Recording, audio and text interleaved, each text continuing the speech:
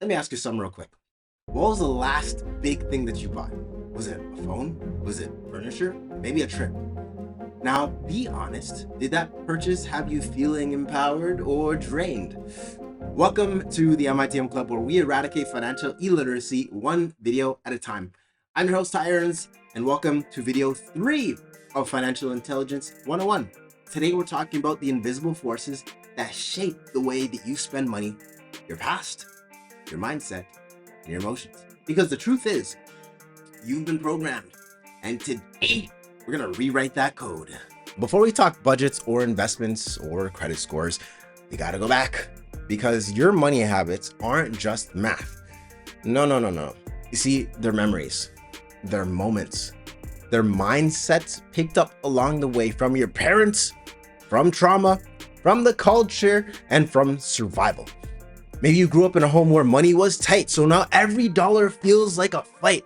Or maybe you never learned a budget because everything was just taken care of. Whatever your past, it's shaping your future, unless you take control. Now let's break it down. There are 5 spending habits from the 2005 MITM Financial Empowerment Workbook, blah, blah, blah. And as I say these, I want you to check yourself before you wreck yourself for disrespect. No. As I say these, I want you to check yourself. Which one shows up the most in your life? Now, let's jump in. The first spending type is the abundant spending type. This means you feel good about purchases. It's aligned with your values. There's no guilt. There's no drama. There's just empowerment. You feel great. You feel like you balling all the time. There's no worry. Where someone get me my supreme money gun. Where's my supreme money gun? The second style is neutral spending. This is your groceries, your gas, your cell bills. You're not excited, but you're not upset. It's just routine. And actually, I kind of give you guys a hint. When it comes to money, being neutral as often as possible will often put you in a better position. Neutral spending, right? Scarcity spending is another spending type. This is where you feel stressed, you feel guilt, or you feel fear after spending. This often comes from a scarcity mindset. Like, there's never enough. There's not enough cake for everyone if I have a slice too. Scarcity spending. And this can actually derail you massively. I find a lot of people, a lot of clients that I work with, they don't take action because they're so afraid, they're so scarce that the money that they have right now is all that they have and all that they're going to have, that it sets them back even further. I don't want to invest because I'm scared I'm going to lose all my money. Scarcity. Now, the next spending style is number 4. This is the avoidance spender. You swipe that card to numb it out. You swipe, or I guess nowadays you tap your phone for everything. You tap and close your eyes and say, please, did the payment go through? Please. Like, you don't want to deal with it. You don't want to feel any emotions around it. You don't want to deal with your problems. So you buy something to distract yourself and you tap it away. This is avoidance spending. Then the next spending type is emotional spending. This is triggered by a high or a low. This could be anger. This could be boredom. It could be sadness. It could be hype. Everyone's getting excited. Free up, free up, free up. You're buying based on a feeling. You're not buying based on a plan. So those are the 5 spending types: abundant, neutral, scarce, avoidant, and emotional. And I'll actually tell you guys another thing about the emotional. A lot of folks, when you actually go and you're feeling low, you're feeling sad, there's something called retail therapy, which I know the ladies watching, you've definitely heard of this. I feel sad, I'm going to go buy myself a dress and I feel better. When you buy stuff, you get a release of oxytocin, of serotonin. You actually feel good, and you feel good because you're empowered. You're able to take back control of your life, even if it's in a small way. And this is why so many people get caught in that emotional spending trap, and we run up our credit cards because we're chasing that emotional high. Now, no matter what spending style you have, no matter what type you are, these patterns are automatic or become automatic over time, but they're not who you are. They're just who you've been trained to be. You can flip the script. So let's pause for a second. I want to do a quick exercise with you guys. Grab your phone or grab a pen and answer these 2 questions. Now, the first question is, Which spending style shows up most often in your day-to-day life? The next question is, I want you to think about your last major purchase and which style did you operate from? Did you regret it? Did it align with your values and goals? Where were you at?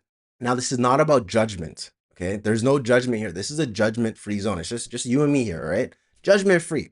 This is about clarity, because the more clear that you get, the more clarity you get with your finances, the better your vision becomes. The easier it is to plan your future.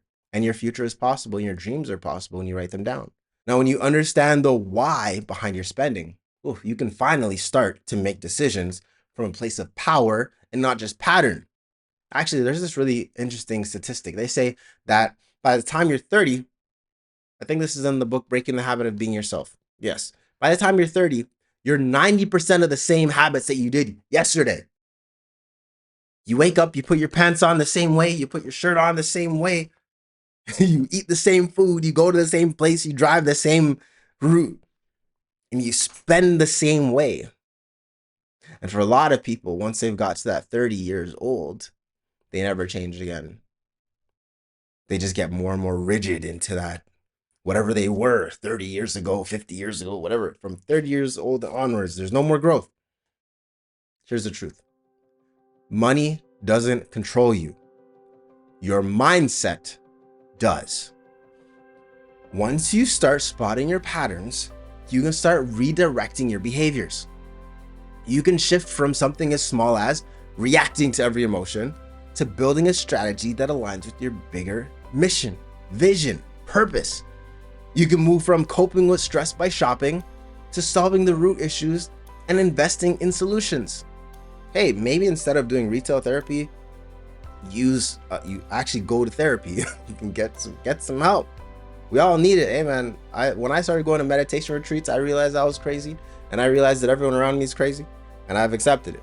But everyone should go to therapy at some point. That's just me preaching. But at the MITM Club, we care about all 6 of your pillars. We wanted you to move from feeling stuck in cycles to creating new rituals and new results for your life.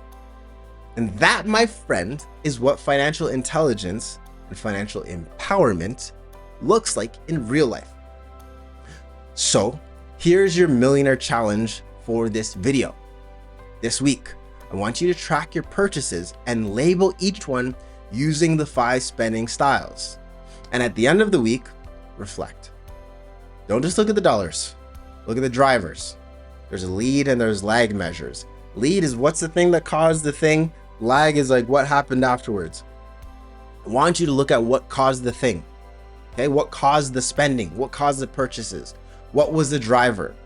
How did you feel in that moment? Were you abundant? Were you scarce? Were you neutral? Were you emotional? Were you avoidant? Which one of those 5 showed up? Because we fall into all 5 of those categories often. So which one showed up for you the most, and how did they show up each time you went to buy something? Drop a comment down below on what the one spending pattern you're committed to transforming is this month. And with that, you've just uncovered the invisible wiring behind your money moves. Now you got the tools to change the script, and stay tuned for next video. We're diving into money stories and how to spot your financial identity to start rewriting it from the inside out. If you got value from this video, make sure you hit that subscribe button so you don't miss the next step. And don't forget to join the Money Mastery Dash. It is 5 days with one mission: financial clarity and speed. So with that being said, I will see you in the next video. Peace. I don't know why I decided to pop up like that, but I'm probably not going to do it again. What a life.